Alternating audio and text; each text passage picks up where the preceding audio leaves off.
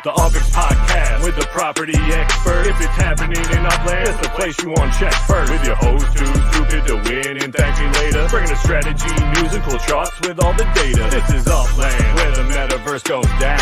Genesis, San Fran, to Rio, and all around. Don't miss a week, you never know what they'll say next. It's the Upland Property Experts, baby, UPX.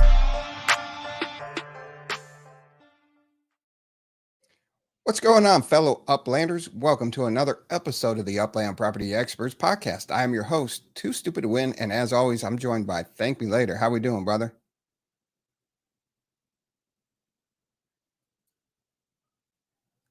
You are muted. All right, there we go. There you go. How about now? Can you hear me now? Yes, I can actually hear you now. Streaming from an undisclosed location in Fort Worth, a little bit south of where I normally am. Ooh, an undisclosed location. All right. Yes. That's interesting. Undisclosed location. Any surprise guests might pop up into the episode? Hopefully not. I don't expect there to be. Uh-oh, Monopoly Mike's back. Must be in the car driving back from work because he's Monopoly Mike right now. Oh, that's right. I can't believe that's been Monopoly Mike the whole time. That's so crazy. When did you? How old were you when you found that out? Like, when did you? I feel like it's Genesis week this year. Like, I think that's when I figured it out too. I think was Genesis week when he said something. I was like, oh, okay. Yeah, but we have a great lineup this week. Is Jerry supposed to be on the show? He is. He's at backstage. He's already backstage. That undisclosed location is just messing with you. But we have the X NFT collection. We have them on to talk about what they're doing. And surprising guest. Hey. Nope, not doing it. Not doing it. This isn't a show. Not doing that one. That's not Joe. But they're doing awesome things in Upland. We'll talk to them in a bit. And it's not only just Upland, it's what they're doing outside of Upland too. Pretty cool. Met the whole team in Vegas. Well, most of the team in Vegas. Awesome dudes to talk to, and excited to have them on. We got the market update, an abbreviated version. So we don't have to go through all the numbers, but some things to highlight, some things to look at there.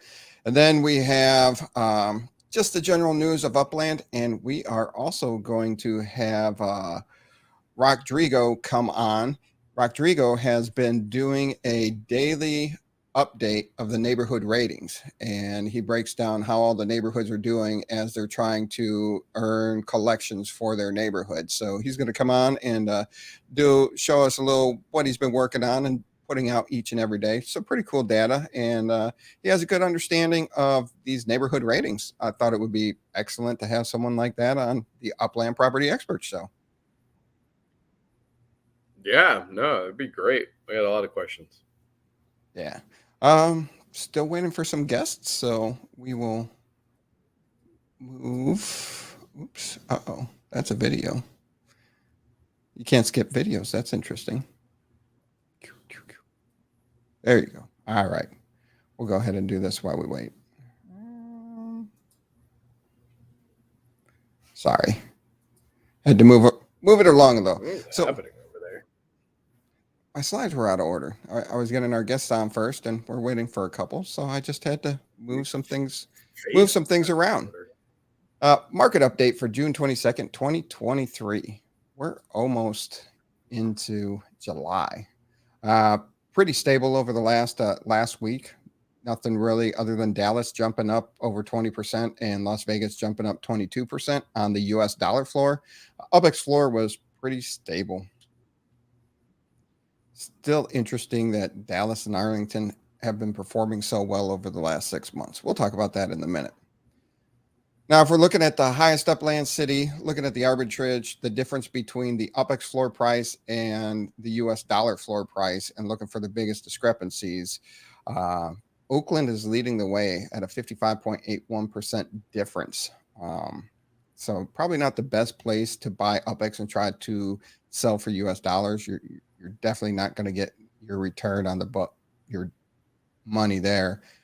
Interesting that we have San Fran, San Francisco, and Santa Clara on the list also. Yeah, but that is a good place to buy for USD and then sell for UpX, though, right? Absolutely.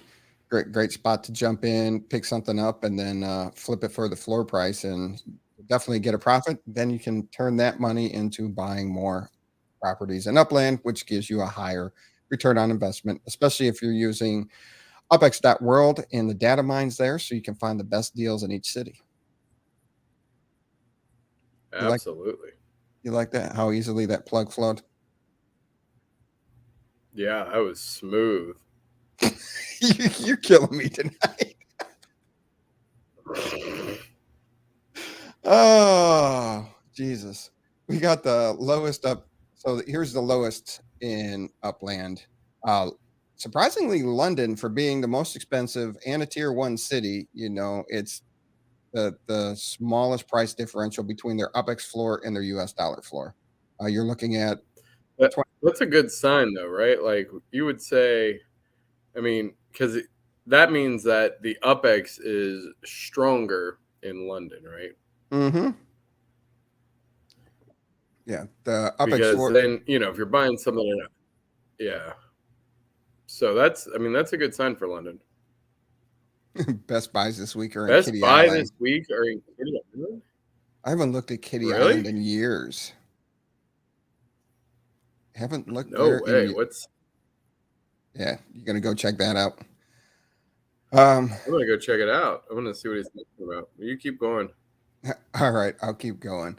Yeah, with London, the UpX floor is 25, basically 25,000 UpX, and the US dollar floor is 1765. Now, that doesn't take into account what the markup is, but if you're just looking at the pure difference between the UpX floor and the US dollars, where you can find your value and where you can take advantage of the differences, wanted to throw those out there. It's been a minute since we talked about these, and I think this is one of the important things to take in consideration when you're purchasing in cities, along with your markup percentage off of original mint and the neighborhoods and collections and the different values like that. Yeah. Now you got the smiley face. He's sending you on a wild goose chase. Oh, yeah. A treasure. Wow. I didn't know that. Okay. Yeah, they do. They do something there. Okay. And if we go back 6 months, looking back 6 months, everything's red on the US dollar floor with the exception of Arlington and Dallas.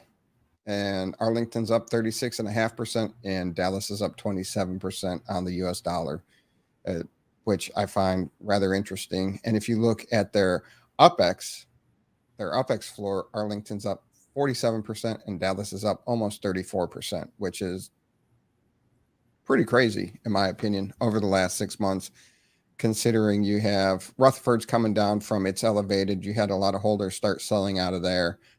Still a hot treasure hunting city, but the price and the entry point, it's time to get in. 6 months ago, you were looking at 59,000 UpX. Now you can get in for under 30,000 UpX. Yeah, that's crazy. Yeah, and Kitty Island's actually interesting because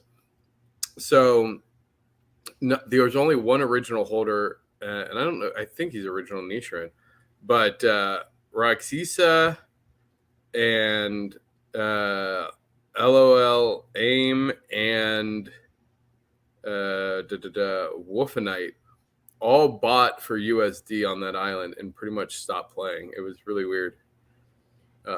Yeah, very bizarre sort of things. Also, I can see KO Ninja's little visit there. 10 UpX. Or 100 UpX. Jeez. What? Oh, they jacked the price. No, you jacked the price up. No, I didn't. Wow, why is it 100 UpX on Kitty Island? Oh, okay. Yeah. I don't own a Kitty Island. Oh, okay. Oh, you got rid of them. I sold I have owned 2 of them, and I sold the first one for, oh yeah, I forgot. Did I shave? Forgot I shaved. I sold my first one for $500, which at the time was the USD cap. And then I sold my second one for $10,000, which was the next USD cap. So I'm a fan of Kitty Island. So, yeah. I mean, that was such crazy. Like, you're like, oh my God, look, my Kitty Island sold for $500. Everybody's like, that's crazy. And then you come back. It wasn't, what was it? It wasn't even like 6 months later. It was like a month or two later, they bumped the US dollar. So what it was pretty quick. Yeah, and I had actually won it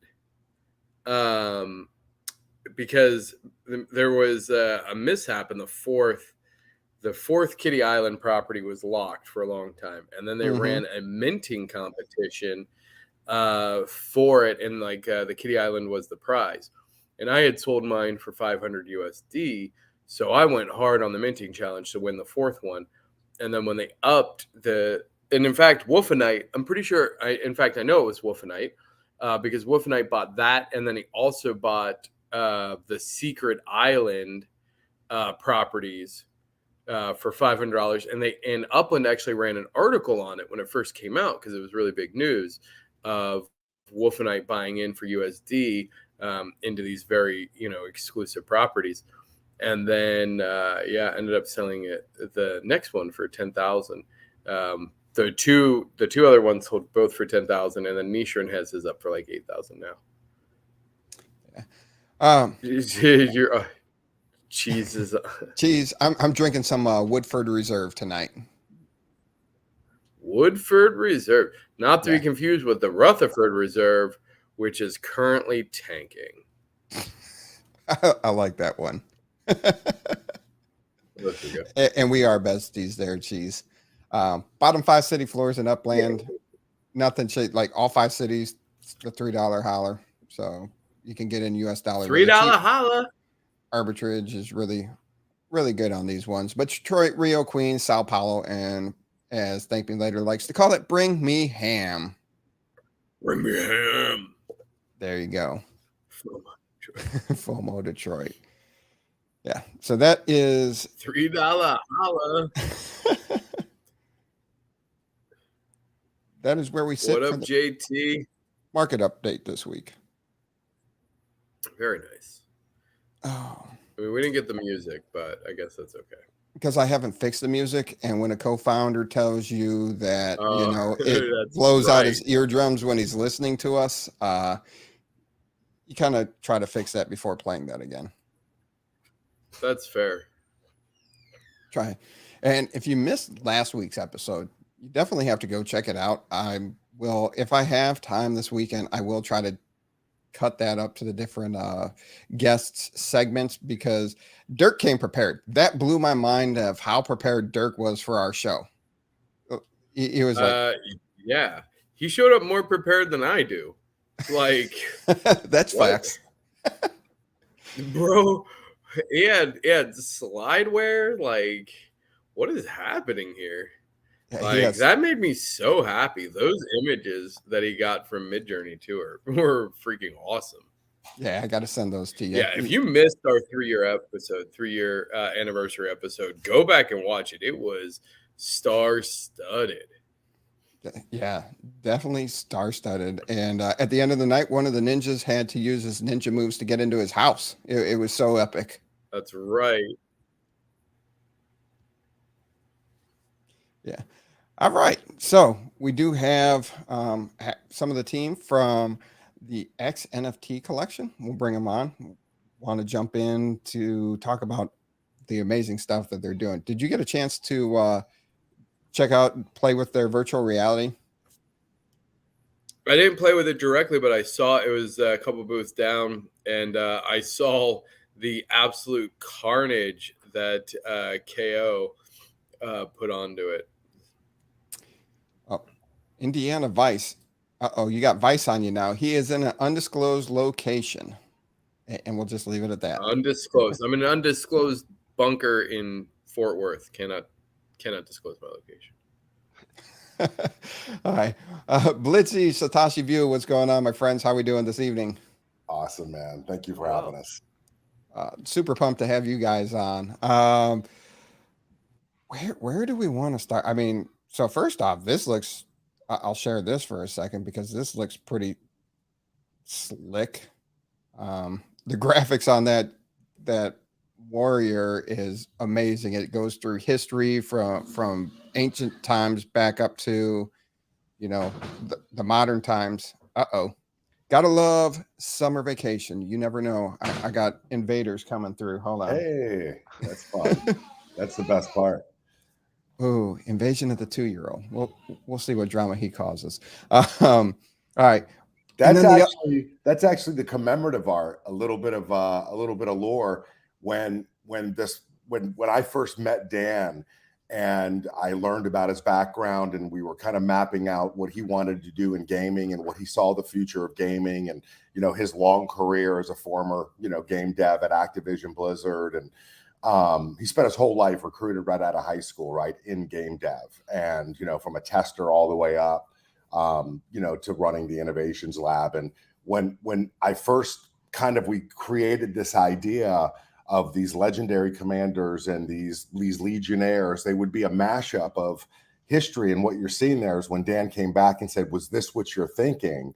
That was the actual concept art of how Dan kind of envisioned how we could take the past, like you had pointed out, Julius Caesar or Sitting Bull or whatever legendary commander's DNA or traits that make up, those are real digital assets too. We'll talk about that, digital twins that are in-game assets as well. But that actual is the commemorative art. So I just get so excited when I see it all the time, and we still use it because it's just such an important part of how we got to where we are, and what the vision of this was resurrecting the past and to protect, to preserve the future.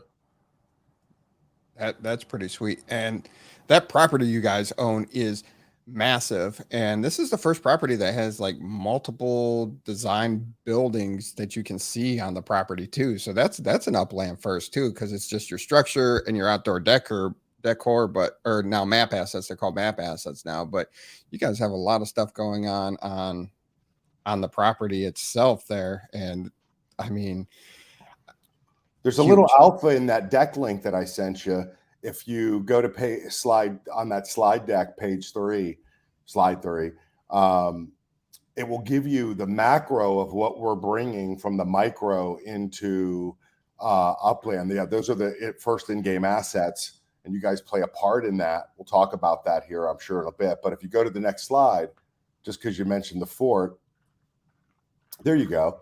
So what you guys are seeing is we're developing, in essence, what we're building as our social hub, our lobby, that is the central point of our entire gaming platform.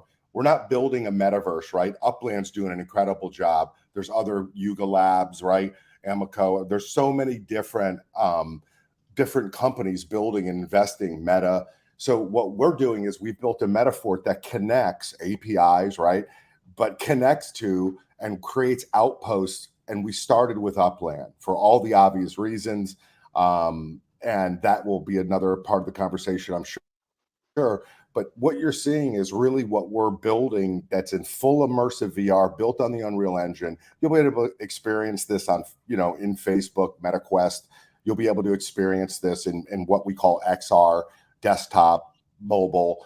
But what that first outpost, all of these different sections that you see are in real life branded with our sponsors, what we call suppliers, that are helping. We're building their immersive experiences and digital twinning, not only survival experiences, but weapons, vehicles, drones, and they all come from people like Ghost Robotics, the leading weapons, tactical, lifestyle, and robotics manufacturers in the world.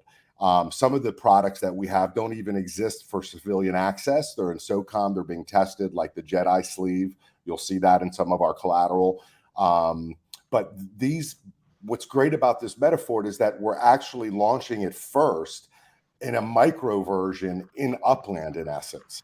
And that's where that first mini game that will integrate if you remember at the event on the shirt, there was some brands, and those brands like Syndicus, FK Burno, CEO, Core Lead Operations, those are all ran by first responders, by former special elite operators, Navy SEALs, incredible brains behind these companies. And we have the real in-life digital twins, and they're going to be first available in Upland, nowhere else. And we could talk about those digital twins. I don't want to get too far into that, the weapons packs and the game, but this metaphor is what we're building, as above, so below, in Upland, and Upland will experience it before the actual X metaphor is actually live. So Upland gets first access to this. Now, is the driving with the driving course, the racing, and the virtual defense driving course, is that going to be live in Upland? It eventually will be. That is the intent. That is the goal, and we're building as if. And there's nothing stopping it because we have so much support, and we're just so bullish on this. We actually changed, just for a point of record, we actually changed our dev plan and our roadmap to take on this opportunity with Upland. We literally changed our direction of our entire gaming platform and our launch because we felt that it was like when you find home.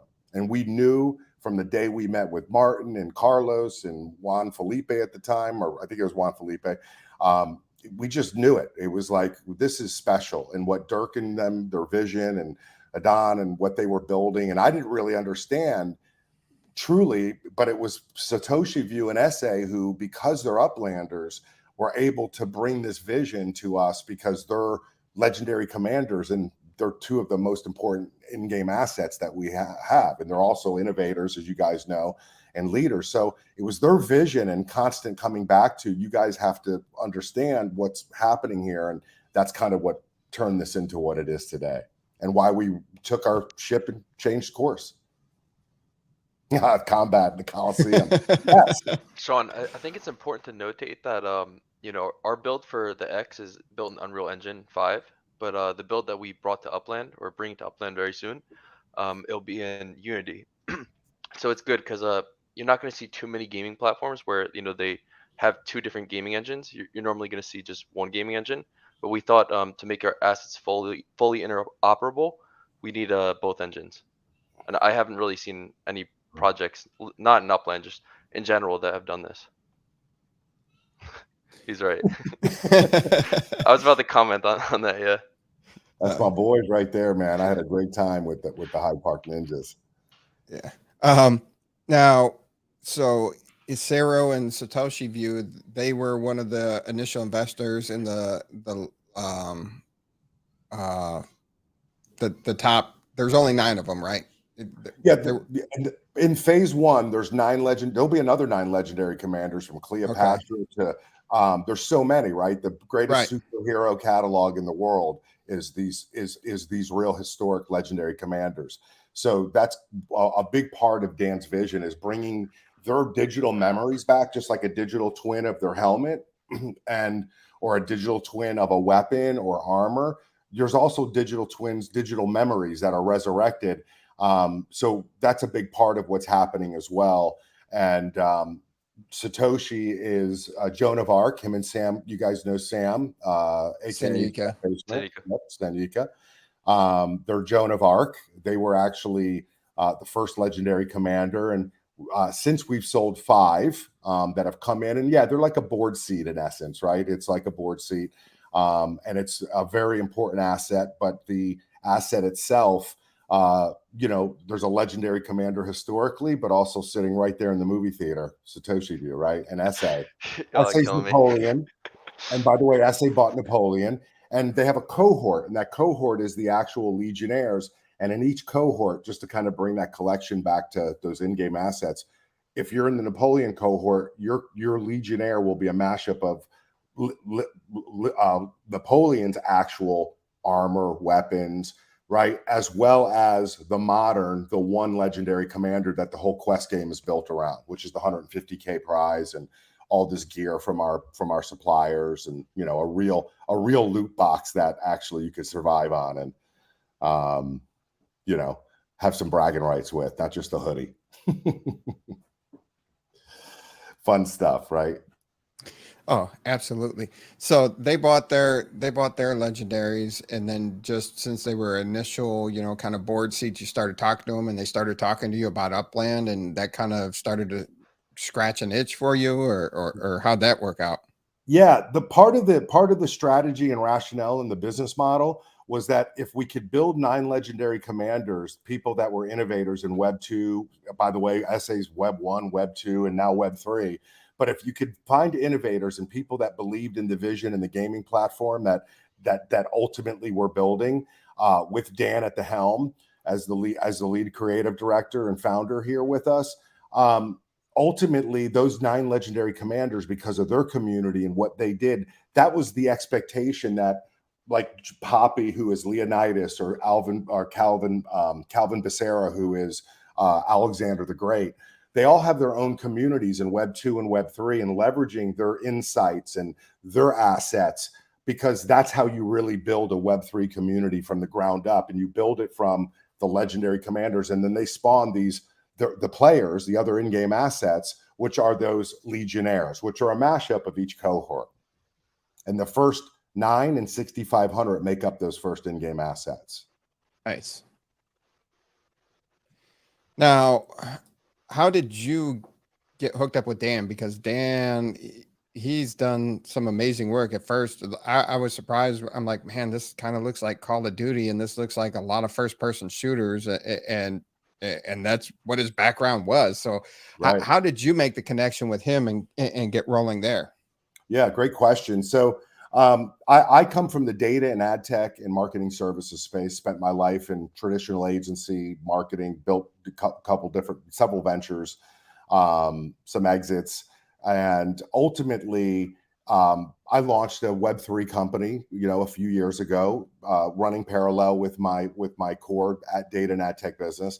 And as we were building and working in the Web3 space, with a collection of innovators and investors in my company BlockX, one of our clients actually said, "Man, I got these guys. They were at Epic, and they did the Ford Bronco, and they're doing weapons for us, and they're a outdoor sports retailer, one of the largest internet-based and in the world, Big Daddy Unlimited and Survival Dispatch." Those two founders are actually George Washington, one of our legendary commanders.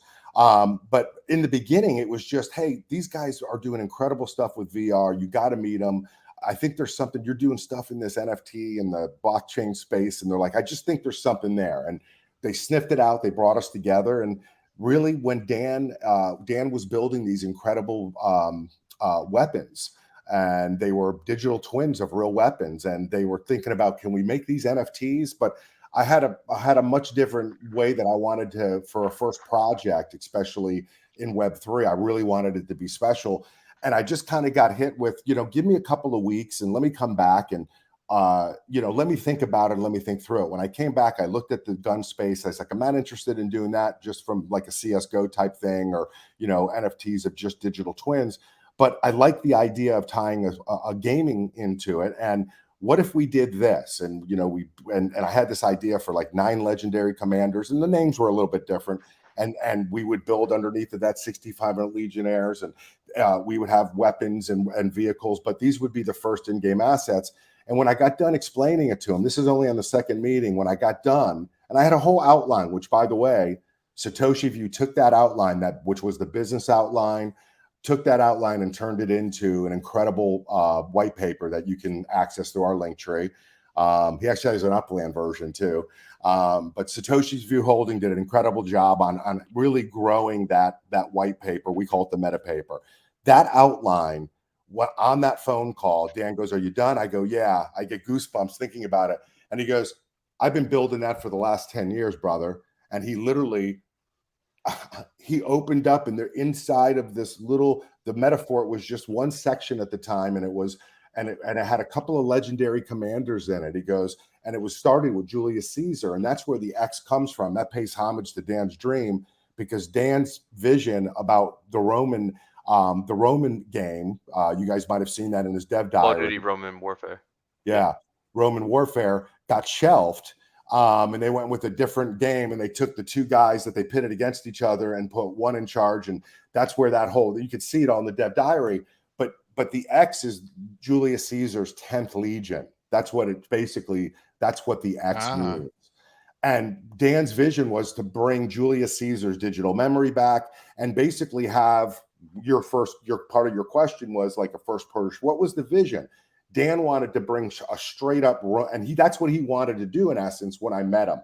But I said, look, I think with Web3, and I think if we mash this up and we take a different approach and we build it from the community, you know, that's how we're going to build a real gaming platform. You know, the world is littered with $100 million startups that never made it. And if we grind it out in the trenches and build a real community from the ground up, and people buy the in-game assets, right? The whole premise of Web3, and they can own assets and have a value that they can trade and that's interoperable. You know, we'll really build something special, Dan, and we can bring your vision to life. And because it's never been mashed up, nobody's mashed up the past, the present, and the future. All right. And it's not make-believe future. These are like futuristic weapons or armament that are actually, or drones that we have from our suppliers, right? So that's kind of the mashup. And that's what really, Dan really got excited about that, because he could integrate things that people love and that we know is a guaranteed winner that he didn't want to go in that direction of. There's already plenty of Call of Duties and very similar lookalikes, and not that all of them are great. And a lot of people, my son likes different ones versus his friends. And I mean, I get it, right? And me too. But never has there been something that took and mashed up the past, the present, and the future with the intent to create an immersive learning experience through history, to help evolve an individual to not just play the hero, but become one by evolving up. That's the amazing thing too, is the different combinations and how you can evolve your character throughout this, and the different assets and the real world stuff and the replicas. I mean, there's so much on the outside of it, and then the graphics for your sign-in looks amazing. And then, by the way, those are the real. That's the real. So what you're saying is So one of the things that Dan was building, and it ties back into your question and a little bit of that explanation, Dan was building configurators. So if we just take all the tech talk out of it, there's two things. There's a configurator and there's a visualizer. And what Dan was building for the Broncos, or what he was building for other projects that Dan had built with his company, ultimately what that is a configurator and a visualizer. So there's some proprietary tech that we were able to build because we took that same premise and create an NFT visualizer and configurator. So when you actually mint out and log into your actual portal, so to speak, right? You log in and you connect your wallet, you're going to see your avatar. It's built onto UE5. Yeah, that's an actual going to be one of the unique weapons that you're going to get in the weapons packs. We'll come to that in a second. But the character. Sorry, I had to jump. I've been like wanting to show this video since you sent it to me. Yeah. And there's only, I don't know the specific number of the Cabots, but I think there's only 5 of those, Satosh. Is that right, with the Cabot weapons in the world? Yeah, no, don't quote me on that one. Yeah, so that's 100K a piece in real life. And then what we did was that is a real, that Cabot is a Damascus. It's a meteorite, right? That's where it comes from. And there's only 5 of those, but we have the digital twin for that Cabot, Big Daddy Cabot that you're seeing. And then we put different skins on it. But you might, when you mint your weapons pack in the actual mini game in Upland, you may get different rare, ultra rare weapons. And then those weapons, and this is really important. I know this was a question that TML had, and I wanted to make sure I addressed it tonight because it's so important. It was such a great question, which was, well, where's the, outside of inside of the, UPIX and, being able to win some UPIX, where's the value? And it's such a great question.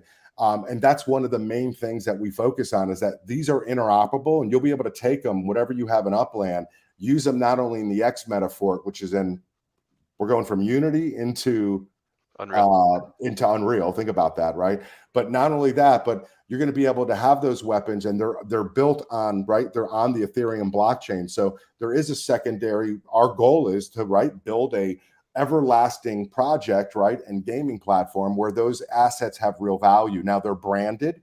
They're in real life items. They're real digital twins. They're exact digital twins. They're not, right. And then we may put different skins and things on them to create rarity and different traits. But those weapons you can take with you, and you can sell them, you could trade them, right? You could give them away. And the goal is, right, to create value in these products and these assets that are interchangeable, and that, you know, if you decide that you want to tap out because you've played the game long enough and you've collected enough assets, you could sell them. You have value in them. They're yours, right? And Upland just announced, hey, thank me later. There's your train that you always love to bust me on, coming through right now.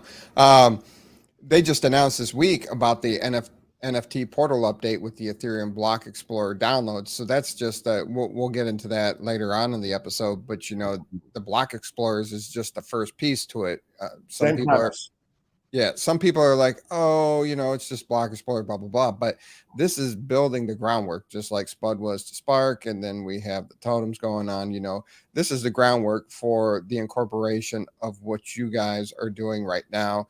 You're building your arena. You're going to be able to have these real life weapons that are modeled off the real world, and you'll be able to move them out of Upland into the game, and then you can pull them back from the game and back into Upland, no matter how you want to use it. And you know, so they've announced the groundwork for it, and you guys are already working with the team on the applications of this. So that's pretty right, awesome. Right. And just to add into that, because it's important, the weapons, not only because there's different, right, there's different traits and there's different versions, which is always great because it creates that value in a tier trait system.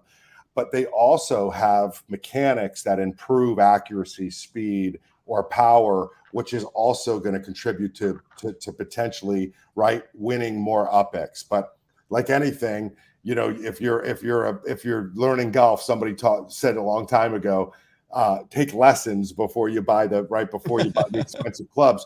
So somebody that's a pro can beat somebody even with the weapons that are included in the game, right? Because you don't have to buy anything. You'll be able to use the weapons. But if you want to upgrade your play, you'll be able to get a weapons pack here in the near future. And that's where you'll get those different, but you'll be able to use the X branded weapons in the game, absolutely no charge, which is really cool. So what would be included in a weapons pack then? So we saw that pretty cool gun video, but what would be in an X weapons pack? So I did it in three different variations, 3 different price points as well.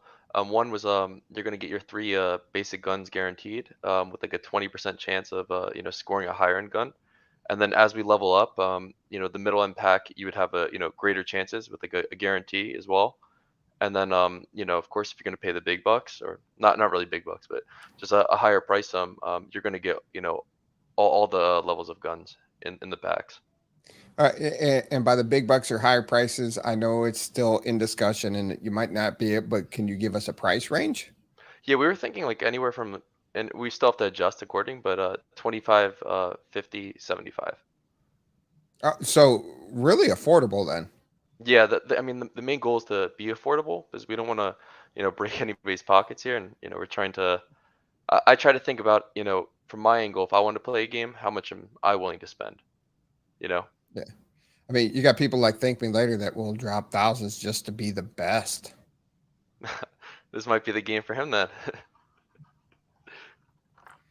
And so the weapon packs. Now, what will we see in Upland with the Metafort? Oh, essays in the house.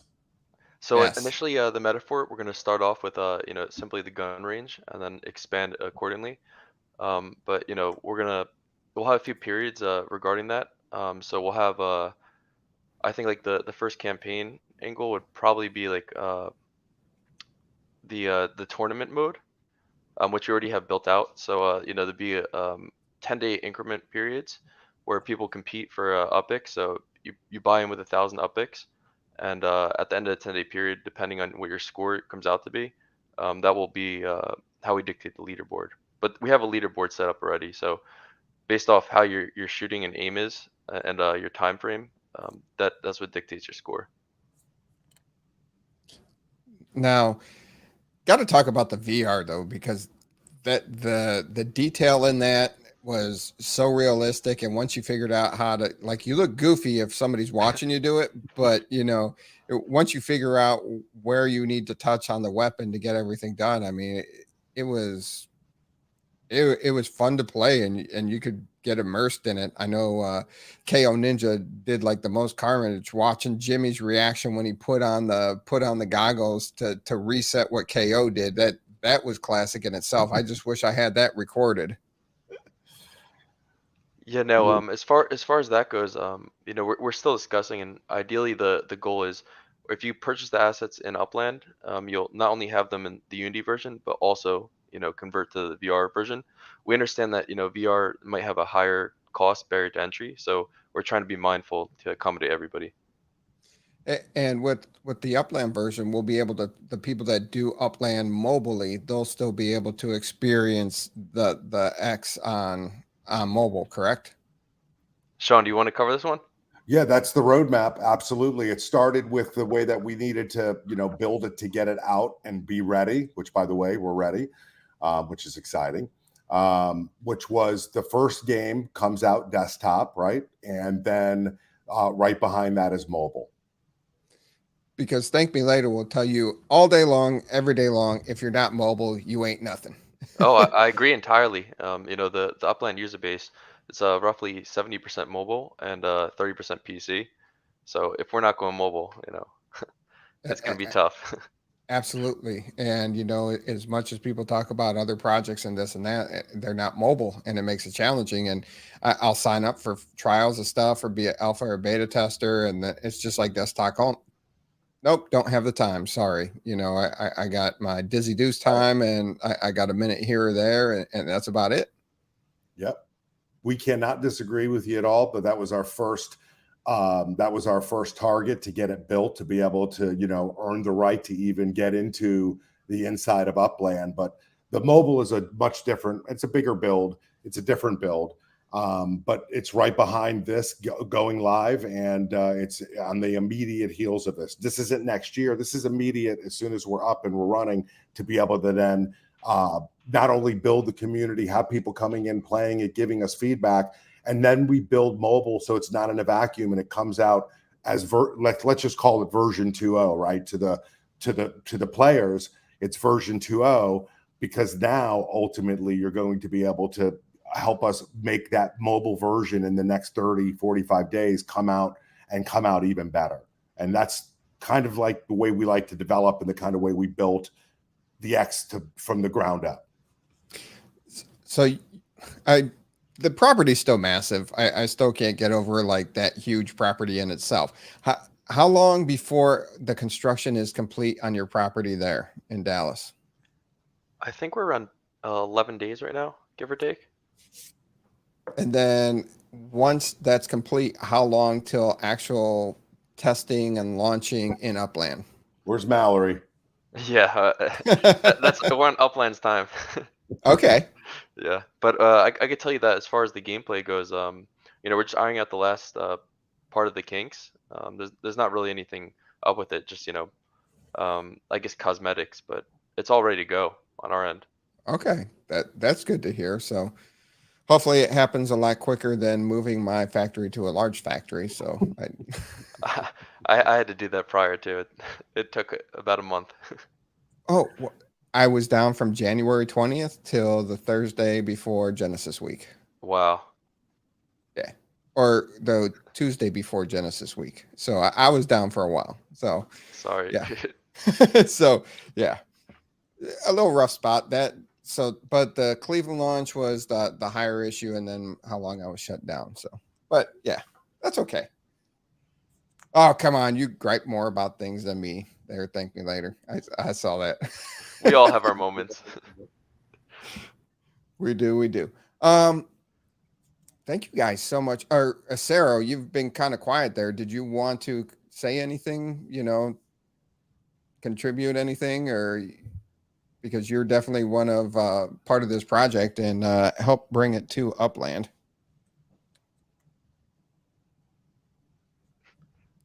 I'll take that as a no. Oh, there he goes. There he goes. Hey, can you guys hear me? Yes. Yes, sir. No. We can when you're off We mute. did. We did hear you. Sorry, guys. Yeah, I have bad connection myself. Mm.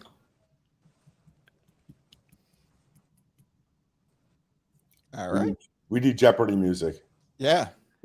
I don't have it on a soundboard. Dang it. Oh, well, thank you for trying.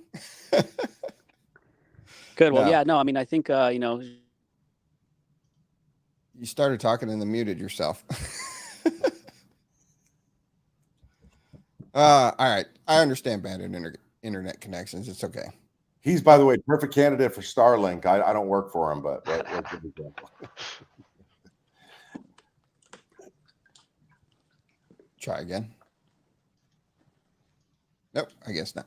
All right. No, but I'm excited for this. Excited to see what you guys bring. The links for their website, their Twitter, it will all be in the description of the episode. So you can definitely check that out. I'll update that after the show. So you'll be able to find where you can read their white paper that Satoshi View did. You're able to get, I'm sorry. I saw it earlier and I lost my train of thought, but you're able to get, I want to call them characters. They're not characters right now, but you got the mint pre-sale of the 1,500 Legionnaires going on right now, correct? Actually, no, the pre-sale will open after the gun range, after we get everything done with Upland. Then we'll open up the pre-sale mint of what's called the First to Fight 1,500. We did a small community mint with the legendary commanders. As we said, we have 5 of those 9, and we minted out a small portion across some of those 5 to build the first community, and that mint will open up. We think, hopefully 30 days after Upland's up and running, the game's up and running, and we have mobile in motion, and then we'll talk about when we're gonna open up that mint for the First to Fight 1,500. Okay. Do you have a price range that you can disclose right now? I'm not trying to let you guys say stuff you can't say, but or a price range that people can expect so they can save up if they're interested in your project. Cause it seems like a lot of listeners are excited for what you're putting together. So at least they can save up. Yeah. I can give somewhat of a range, but it's definitely to be determined. But probably in that, somewhere around that 0.1, just under 0.1 ETH range, not in concrete, but somewhere around there. Okay. And will it only be in crypto purchases, or will you be able to use credit cards or PayPal or you'll be able to use credit cards. You'll be able to buy it on ETH. Yeah, absolutely. Either way. And that's how we've always done it. We use NFT Pay, an incredible company that makes that conversion, and it's seamless for people that just want to use a credit card. Okay. Or debit card. Hey, that works. So at least, that's always frustrating. Some people are like, I don't want a deal. I know when myself and ThankMeLater got into this, we had to buy wax, and it was, okay, you need this app, and then you move money to this, and then you can buy it here, and then you move it to here. And we're like, dude, I just want to buy this. I'm interested. I want to buy this. I don't want to move it to 3 different locations, end up having to pay fees at each location. I just want to buy this because I think it's cool. But you know, the crazy part is we still all did it. Oh, absolutely. It didn't stop us, but yeah, it's definitely a hefty barrier to entry for sure. Yeah. So the simpler it is to get people, being able to, if you want to use crypto, if you want to use credit card, if you want to use PayPal, the more you knock down those barriers to entry to your platform, the better it is for you guys. Absolutely. Couldn't agree more with that. hey guys, I think my connection's better. Can you hear me okay now? Oh, yes. Yes, sir. All right, awesome, man. Yeah, sorry about that. It's a terrible connection, but I think I'm good now. But yeah, no, I think what Sean and Satoshi were saying, pretty much sums it up very nicely. And I'm really excited to be here. And I just have to also give a shout out to Upland. I know that they've been really trying to make things happen, and it's nice to work with them and know that they are focused and they are diligent. At least that's been our experience with them. So just props to the Upland team as well. Absolutely. And also thank you for this great shirt I got there at Genesis Week. Really appreciate that. Yeah, love it, man. You can see the Block Explorer. Yeah. Was that the bunker or was that the summertime gremlins? Summertime gremlins. That's great, dude. Yeah. Buddy, you got to go to bed. Stop calling daddy. Oh, but I get it. Wife likes to sleep in, and the later they stay up, the better they sleep in. There you go. It's summer. I do. But I do appreciate everyone's time tonight. Super excited for the project. Yeah, man. Excited to watch how it grows and blossoms, and watching just everything. It's super. Just I can't say enough about it. And it was great hanging out with you guys at Genesis Week, and just wish there was more time at Genesis Week. It just seems like there's always so much going on, and you're just like, hey, I kind of want to chill and hang with these people, It was, and that was one of the greatest. That was my first experience, and beyond all the great people that I met, and through our Discord, through Essay and Satoshi, but really being there in person and starting really with you guys that morning. I mean, you guys were really the first. I hung out with Satoshi the night before, and I met some about 4 or 5 key people that were great, that were all players, by the way, and very cool, just great people with great ideas and, innovating cool stuff. But then the next morning was you guys. And that was, we all then moved over to the lobby, and it was that personal, that's the community that I think that's what this is really all about, right? This is what we are building and excited for. It's the games are great and all of this stuff and what we can yield from it, but the relationships and the camaraderie and what I was able to see, unmatched. And I NYC NFT, Miami NFT, I go to all of these events and I'm there from before they start to the end, the gateway. That was one of the greatest events I've attended in the blockchain space over the last few years. And it's special with what's happening with the nucleus and the people. So you guys know this. For me, though, I'm just experiencing it. So thanks for having me. I got my property stacking now, and I'm starting to understand the game. By the way, I'm a multi-city and multi-continent stacker right now. So there you go.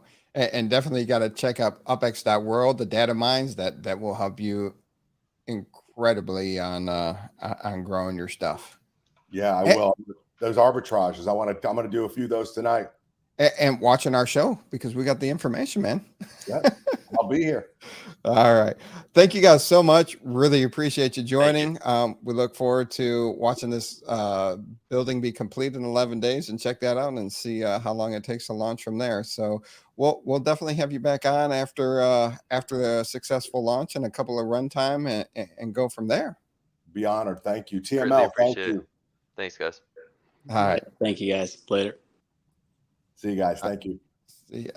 All right. Now that took longer than I expected, but what I really want to get into now, before we get into everything else, I want to bring in Rockdrigo to talk about the neighborhood ratings.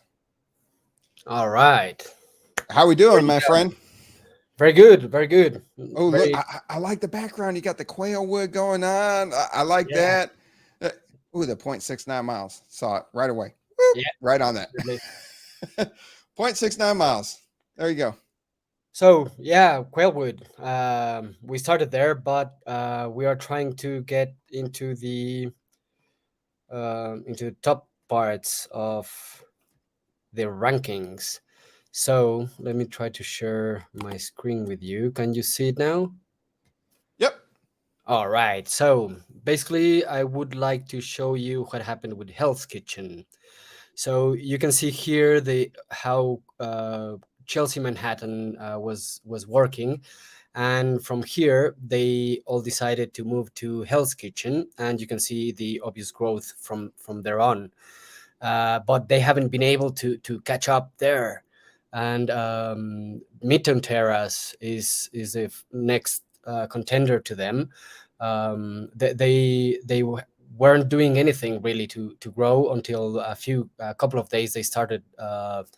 Ben 68 decided to start growing it and is going to make an event on the 25th. So it already started growing before he's even started the event. And Howard Beach, the current contender right now, and hopefully the next, well, not hopefully, the next community spawned collection in Upland. So they have been working quite a lot, but as usual, and Upland doesn't give us the complete directions. They have given us 5 variables in order to grow. So basically, average spark hours, average number of residents, average number of metaventures, average spark hour allocated for map assets, and UPX average UPX contributed to the community pool per property. So why are we seeing those jumps or those downfalls? For example, Portage Park. Portage Park was assumedly the first one that would get the spot because of all the things that they had going on, but unfortunately they haven't, and they've been decreasing quite a lot. And that's mainly, I believe, due to the prices that started spawning in Portage Park, going very, very low just to cash out. So how to grow? Basically, it is understanding averages and a moving average. So the main reason that, for example, Chelsea had a huge growth here and then they got into a plane is because they didn't have more of everything on this side, because this was already a very high average. So we need to take care of that a lot in order to be able to grow continuously over the whole month and get access to the next spots. So have you found the key that really can propel a neighborhood all of a sudden? Have you found the secret sauce that everybody's searching for yet? More or less, I think I'm quite close to it, but it does have to do with averages and trying to control how each of the 5 variables are growing overall the month. So if you, for example, a lot of people were considering that, okay, so micro houses are useless now and small town houses are useless. Well, not really. If you do start to grow micro houses, you will start getting a good average of added spark hours per allocated property.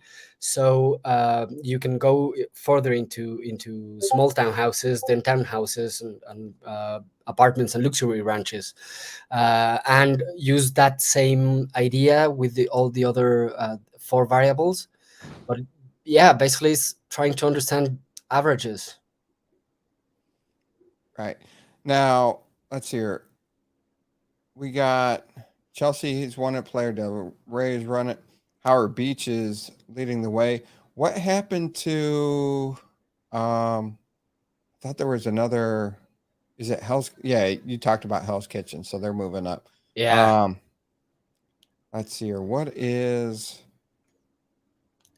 you've been tracking that? You've been tracking. So what made you start doing this? I guess because, we just brought you on. We're like, all right, jump into it, rock. But what made you decide that I'm going to put this together and I'm going to start tracking this daily? I love data, and I've been wanting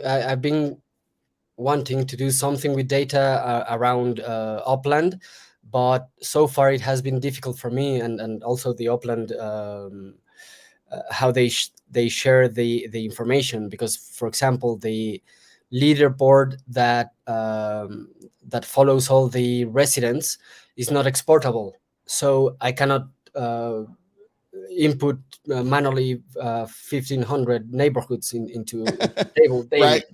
Yeah, so that was a bummer. But when the neighborhood rating leaderboard started, it was exportable. So I said, oh, this is my kind of game. And we've been 2 years working on developing our community because we knew that it was going to be important, and we are actually celebrating our second anniversary next month. So the way that it started was, okay, I have the data. So Quailwood's been going on for 2 years now? Yeah, we've been going on for 2 years already. Congratulations there. Yeah, thank you for that. Yeah, it's been rough times not knowing what to do, but yeah, I'm very, very happy to see that we are still in the main leaderboard. We're number 10 right now. We haven't done anything yet to improve our score profoundly. We are trying to help some other communities on the meantime right now. But yeah, 2 years already. So when finally Upland released the ratings, and I actually started manually downloading the first 20 or 50 neighborhoods until I saw that the report was exportable, and I said, oh God, thank you. So I started downloading it and creating the charts, not only for Quailwood or for us to understand the algorithm behind it, but as you were saying before, community-wise, we won't be able to do anything by ourselves or alone. This is not the case like Bilbo or Frodo Baggins trying to make a big dent. It's all the other way around. If we don't get help or participate with the community, then we're not going to be able to solve anything. So basically all the insights that I have right now and why Portage is getting down and why Hell's Kitchen stopped growing so much, and how Howard Beach is still growing, it's been basically because of all the input from the community and the help of these charts that I'm trying to upload daily. So what's your thought here? We had a couple of comments that one person said, what stops a player from saying, okay, I helped this community become a collection. Now I'm jumping to this one to do it. So some people have the view that you should be a resident for 30 days before your rating counts. And then other people are like, no, it's the community coming together to help support another one. Where's your thoughts on that one? Should it be a limit? Can you community jump, or should there be like a cooling off period for you to impact the next neighborhood? I think it should be with no time limit, but with the caveat that helping another community will impact yours. So right now, I'm pretty sure that Playa del Rey and Chelsea are a lot lower than Howard Beach here right now in the ratings. We don't have, unfortunately, those numbers. But because these two are helping other communities, their score has lowered a lot. So, for example, let's get Hell's Kitchen. If you see all this growth, it will surely reflect on the decrease in ratings for Chelsea. Right now, it might not. It might seem that it's not affecting, but when they open the next level of neighborhoods to get the limited collection, then you will think about moving your residents, map assets, and everything together. Nice. What is... I got so many questions for you. I'm just trying to watch the time and figure out the best questions to get out to talk to people about. Now, when they move on, after we get a couple of neighborhoods that get their collections from the community growth collections, what are you expecting to see when they're going to compete to raise them to the next level collection? What do you think is going to take it to a community to win that? Yeah, basically still doing a lot of effort to keep growing, and we will have definitely another leaderboard for the limited ones, and then for the exclusive rare and ultra rare, hopefully. My biggest concern is the sizes of the neighborhoods, and if they are controllable enough in order to keep growing steadily once they're limited assets are finished. So, for example, in Quailwood, we have only 600 and something properties, and basically, once we have built all of them, we cannot like keep going unless we destroy them and try again the micro and bigger buildings. But it surely looks like a very rough competition for the future. And for the future, I do imagine it as a long term. I would imagine that Upland is going to start with a limited competition when they have at least 6 or more neighborhoods already as a standard, because otherwise they don't have a lot of players to compete. So that's going to be to start coming interesting. Yeah. Now, do you really think that a community neighborhood can elevate themselves to a rare and ultra rare collection? Yeah, for sure. Because basically, this is a competition that will keep going on. If you are still here, if we are still here, like around, I don't know, 3-5 years, when I think the rare ultra rare would be hitting, it is because all the community is still keep working on that community. So even if it's just 1 point daily, but that will mean a competition with all the other neighborhoods that are in the same level of collection. And if you don't do anything, then you will definitely fall. But if you do at least a little bit, then you will keep growing, and then you'll get the status next month. All right. I like that. And let's see here. What are you most excited for coming here in the next couple of weeks? For the neighborhood ratings, Yeah. I would be hoping that Merced Manor already finishes with all of us around here. I would hope that also no, Midtown Terrace will do quite a lot of effort to get around here, but they won't be. I don't think they will be spawning the next collection. I do think it's going to be Howard Beach, but Midtown Terrace is going to get to a spot that they would be mostly imminent collection for next month rather than any of Manhattan's neighborhoods. Awesome. All right, Rockdrigo. Sorry. Thank you so much for breaking this down for us, and we'll figure out the right time frame to get you back on. I know next week we're closing out the month, so we'll definitely have you on next week. You know, definitely as we're approaching the final days for the next collection announcement, and you can break it down for us and let us know where you think it's going to finish out. Yeah. And then we'll get you back in early July. So thank you so much for coming on. Hang out backstage. We do have an after show going on. If you want to hang out, talk to us afterwards, definitely you're welcome to stay. So thank you so much. We'll Brilliant. talk soon. Thank you. Yeah. And if just I can have a last word, we are celebrating our 2nd anniversary with a very special scavenger hunt where you won't be able to find it by the history of the building or what happened in the building, but you will have to look at map assets and buildings to find the next clue. Ooh, that's interesting. Running from the 1st until the 15th of July, you have to travel to Bakersfield, and that's why we're having 2 weeks. But yeah, registering upland.me, you can register already, and we will have a lot of prizes. Nice. Thank you so much, and we'll talk soon, my friend. Cheers. Thank you. All right. Cheers. All right. Couple more things before we get out of here. One more thing I really wanted to talk about,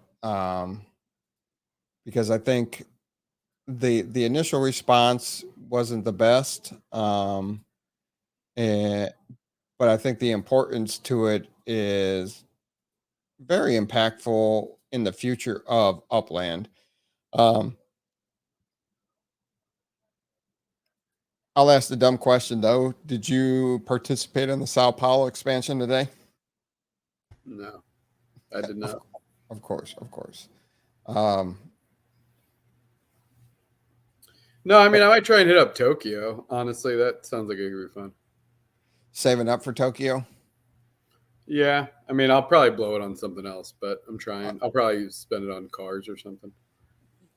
Yeah, that's my issue, and that's my other issue. I haven't put out my May 2023 update on how I performed, and I wasted it on cars. And it's June 22nd, so I'll probably put it out this weekend, and then like in 2 weeks put out the June update. But the NFT portal update with the Block Explorer download, so you can get it on Ethereum, you can put it up on OpenSeas. Some people were excited about it, other people were just like, this was dumb. Um, uh, because yeah, it's Block Explorers, but this is the building blocks. That's what people need to understand is Upland does things in building blocks, and this is a start. And it was great that we had the X NFT collection on. So, you know, they're going to utilize this with their games coming up here soon. And this is a start for them and many other applications that we will see in Upland in the coming years.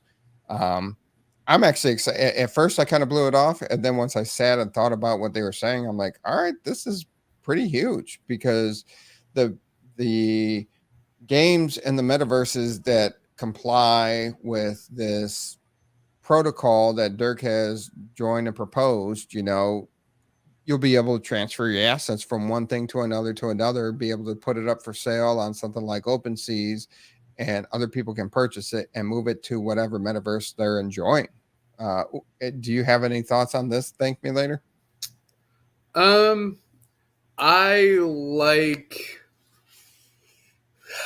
like it in theory, I guess. I don't. I have different views on it than I think a lot of the community. I know that people are excited about it, and I like that. I like it as additional functionality that people can bring their block explorers to other channels. I do think it's good from an exposure that we'll see some of these block assets on OpenSea. I think like that's good there. I have a different view on how cross-chain interaction should happen. I really struggle with like losing the complete history of an NFT once it goes off the chain. So it's sitting in an escrow account or a limbo account while a digital twin essentially is a digital twin is created on another chain, and then having the transactions there. You'll lose the seamless history. There is additional areas of security concern if the original assets get lost. So for me, there's definitely some downsides, but I get it. I know that it is an important feature, and I think will enable some more cross-platform play. I see the technical architecture of cross-chain interaction slightly differently, personally. No, that I like your insight on that, and your different view on that, and it will be interesting to see how this evolves and how, you know, different applications use this, because some people made the argument like, look, buy my burner property and I'll transfer you my Block Explorer for a cheap FIFA or NFLPA legit, you know, and they're looking at the micro instead of looking at the macro of how this will impact the overall game and what they're trying to build and set forth here in the future.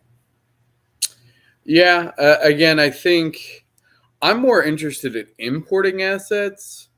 Again, I get the exporting aspect from like just a marketing perspective, right? Like it's a huge win. Any of these cross-platform collaborations, cross-chain collaborations, I think are great marketing events. And to be able to see, again, block explorers out on OpenSea, that has huge potential to bring in some new whales from the space that kind of understand crypto already. So I do like that. Again, I just think from an overall execution and to me, the downside of what it does to like tracking the chain transactions and some of the technical pieces, I'm curious. I will wait and see how it all plays out. I didn't really participate in any of the wax intake. Again, great concept, like the cards that you could redeem for block explorers in Upland, stuff like that. So I know it's an important part of the strategy for the Upland team, and I am excited to see that they're starting to execute against that. So, like, that is a plus. Absolutely. And yeah, I was trying to think if there was anything there to it, but yeah, with the NFT portal update, excited to see where it goes. Right now, it's still in its infancy, so don't trash it so much. It's the beginning. One of the other things that I was trying to figure out though is, what are the fees going to be across everything? Because ETH always seems to have the higher gas fees, and it's getting better over the years. But you know, w- I guess I want to see what other platforms will be developed that get in on this protocol. It's still very early on with a lot of questions, so very interested to see how it develops. Yeah, and I think she's right. I mean, especially for like the large assets, ultra rares, and there are definitely some really rare block explorers. Yes. I know because I own several of them. That would be a lot easier to move, I think, on OpenSea.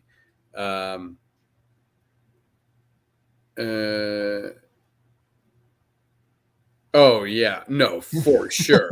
Oh, absolutely. You are so not wrong there. We know that that's going to happen. I mean, honestly, like, I don't want to equate it to when USD cash out opened up on properties, and a lot of us made some insane sales very early on. So yeah, I do think I wouldn't say it's scammed, right? Like, no one's forcing anyone to buy it. Do your research. If you're dropping that kind of money on something and you're not doing your research, that's kind of on you.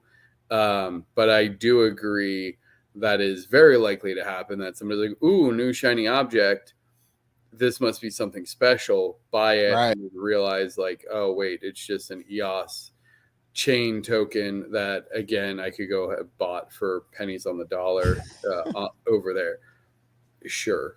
And I also, because I think the big where that is going to be is director's block explorers.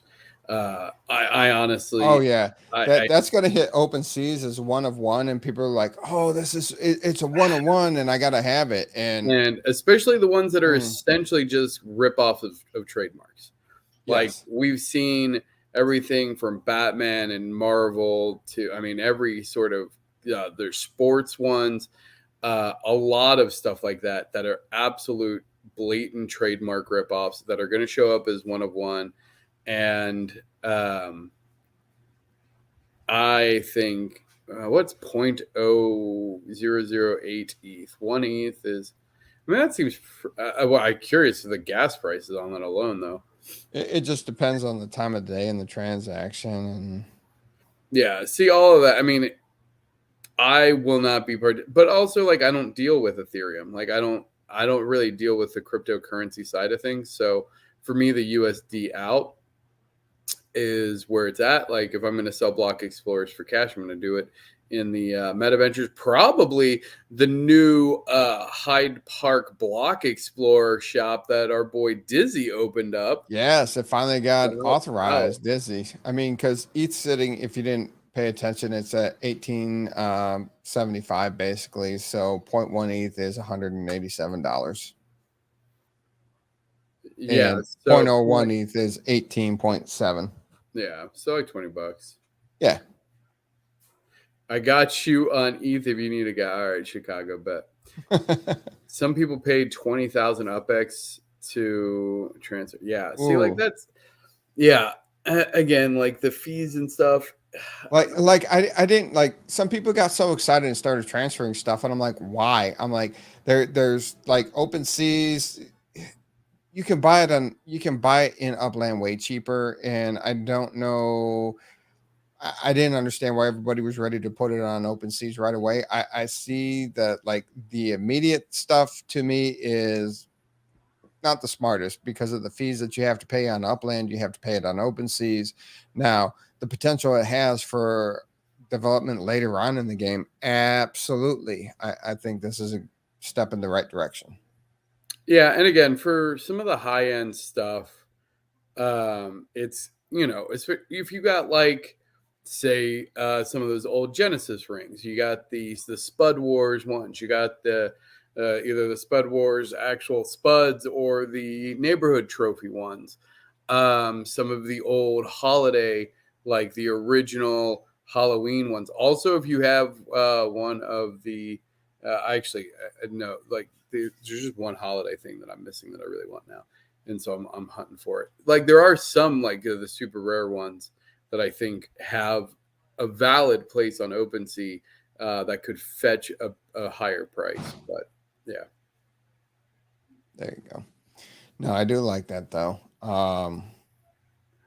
Anything now, I am super excited trying to work out the logistics right now for it, but we have the co-founder of Nowhere coming on the podcast on July 6th. We're trying to figure out how we can broadcast the show in Nowhere. So working on that. That's going to be super cool, excited. And it was awesome having John on the panel at Genesis Week with me. But yeah, looking forward to that on July 6th. Yeah, no, that's going to be, I can't wait for that. He was so cool to meet at Genesis Week, so I'm excited to have him to be able to talk to him more on the show. Yeah, and the things we're working with Upland, Lindsay is doing a great job with the marketing team, meeting with all the content creators and really like making us feel like we matter to the Upland team now. Yeah, shout out. Lindsay seems like she's, getting out there talking to a lot of the teams and people. So kudos. I'm glad to hear that coming out of Genesis Week. I had some great conversations with her there and love that she's following up with a lot of people. That's great. Yeah, she's been reaching out to all the content creators, having one-on-one meetings and trying to really help leverage us to promote Upland, and at the same time Upland's promoting our content in itself. And we've been firing off some super creative ideas for her, and she's more of a let's wait till they tell us no on this and let's try it and see if it fails. So I love that about her. So very excited to see what's going on. Excited for some things that we might have here in the near future. That would be very great. Still lining up interviews from people I got to interact with in Genesis Week.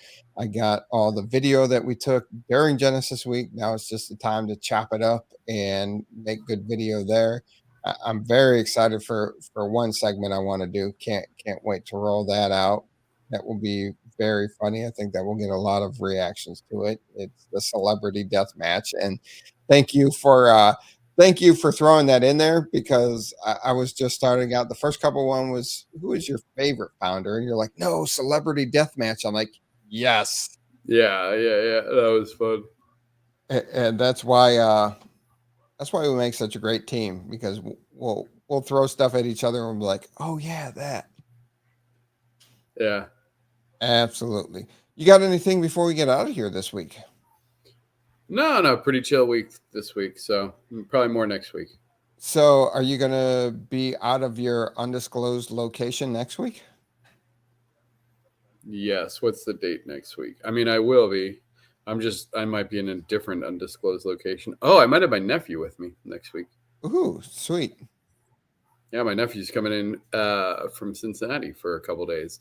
So, and we're going to hang out. So he might make a cameo instead of a random cat. So you just random cats appear? No comment. No comment. I do appreciate that, Cheese. You always hit the like, even though you hate the show. Love it. She loves the show. She just hates you. Like, let's be clear. She loves the show. Me. Yeah. Just hates you. No, she loves you. hates me, and she shows up every week for you. So I get that. It's okay. Nobody's gonna love me all the time, and nobody's gonna love you all the time, and it's okay. Everybody loves me all the time. What are you talking about? Get off your high horse. Get off your high horse. It's not my fault that it got into the peyote. Next week, still working out. Got a couple of guests trying to work out dates for next week. We'll definitely have another guest next week.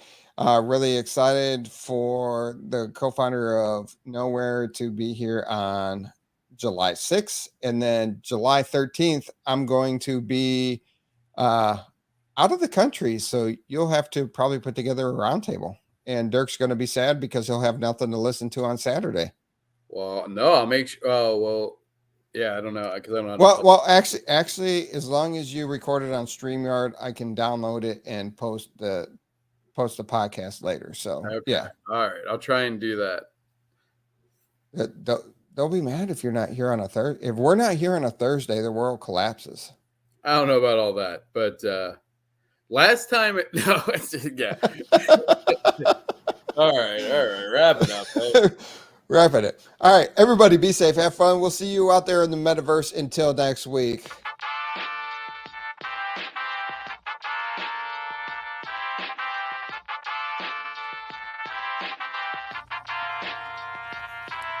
The Upix Podcast with the property expert. If it's happening in Upland, it's the place you want to check first. With your host who's stupid to win and thank me later. Bringing the strategy, news, and cool charts with all the data. This is Upland, where the metaverse goes down.